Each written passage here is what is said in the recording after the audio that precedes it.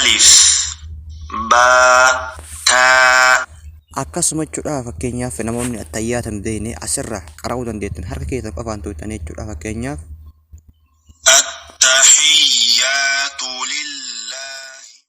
السلام عليكم ورحمة الله وبركاته.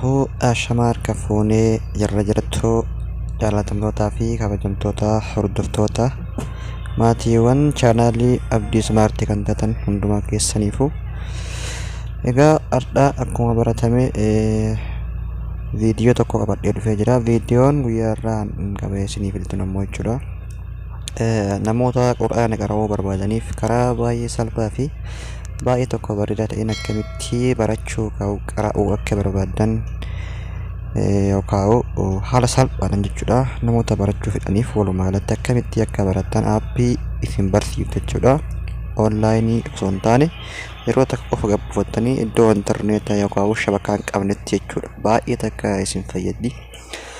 Hanga dhumaatti namni quraana barachuu barbaadus ta'e namni kamuu na wajjin turaa isiniin jedha.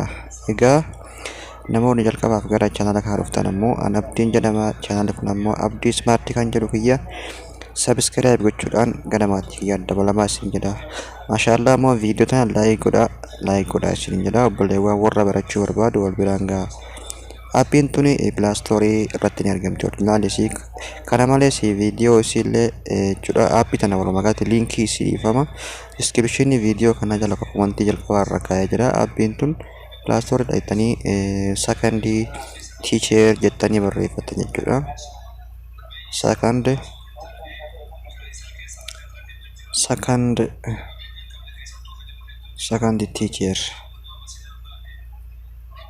Sakandii tiicheer jettanii ittuma sana kana fiddanii isin quraan makaraj tajwiid jettee isinii fiddi. Makaraj tajwiid jettee yennaa isinii dhuftu pilaastorii irra argamti. An duraan buufadheera. Akkanatti gabbuufattan jechuudha. Haalli itti fayyadama isaallee baay'ee salphaadha. Beeksisoota adda addaan qabu. Appilikeeshiniin duraan namoonni barsiisan hedduun jechuudha beeksisas qabaa isin rakkisaa jechuudha. Kanaafuu baay'ee isin fayyada. Itti fayyadamaa isin jedha. Targeetti kunoo gabbuufattanii keessa galaan fakkeenyaa fi asirratti jalqaba irraa kunoo jiru kun aliifa namni qara'uu barbaadan harka keessan qofaan gad tuqxanii qara'uu dandeessan jechuudha. Baay'ee tokko salphaadha. Akkasumas kunoo asitti kan argamu kanatti jechuudha. Iddoo kanatti kan argamu fakkeenyaaf attahiyyaata lachanuu kunoo asirraa qabachuudha. Akkasumas kun ammoo quraana jechuudha. Kunoo suuraalee irra deemtanii tummaan akkatti quba keessaniin gottuutanii yeroo takka qofa kunoo quba keessaniin gattu'aa deemtanii akkasitti irraa barachuu dandeettanii baay'ee tokko isin fayyada wallaahi dhugaa dubbachuudhaaf. Akkasumas kunoo azaan illee namni hin beekne bakka azaan illee gattuutanii gadhooftanii tumaa yeroo quba keessaniin gattu'aa deemtanii jechuudha.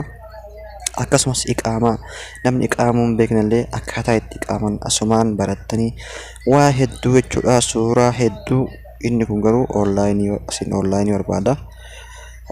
Waa hedduu asirraa barattanii obboleewwan kiyya wanta baay'ee tokko wallaahi isin fayyadudha. Viidiyoo tana waliif sheer godhaa. Akkasumas chaanala kiyyaafis namni haaraa taatan subscribe godhaa. Jazaakallaahu khairan obboleewwan akhiraa. Wanti kun beekaa yeroo takkatti yoo gadi buuftan jechuudha. Lamuu intarneeta wallaahi tasuma ta'ee hin barbaadu. Haala hojii isaa jechuudha. Isin keessi hin tanya bartan dhugaa dubbachuuf jechuudha. Itti buuftanii isin jedha. Namni takka itti reef aliifas barattu jechuudha. Aliifallee barattan kunoo bakka alfaabeet isaan gattuutanii harkuma qofaan gattuutan jecha quba qofaan gattuutanii hunda addaan baasee isiniif hima. Akkasumas jechuudha maqaa rabbii illee kunoo wallaahi arrahmaan arrahiim almalik alquddus maqaa rabbii 99 namis dhaggeeffatuu barachuu barbaadan asirraa barachuu hin dandeessaniitiin jedha. Waan hedduu isin fayyaddi viidiyoon tuni jechuudha. Waliif dabarsaa jazaakallaahu khairan. Obboleewwan hanga as dhumaan wajjin turtan ammoo please subscribe gootan malee kan baane isiniin jedha. Yoo barumsi kun isinitti tolu qofa YouTube chaanala kana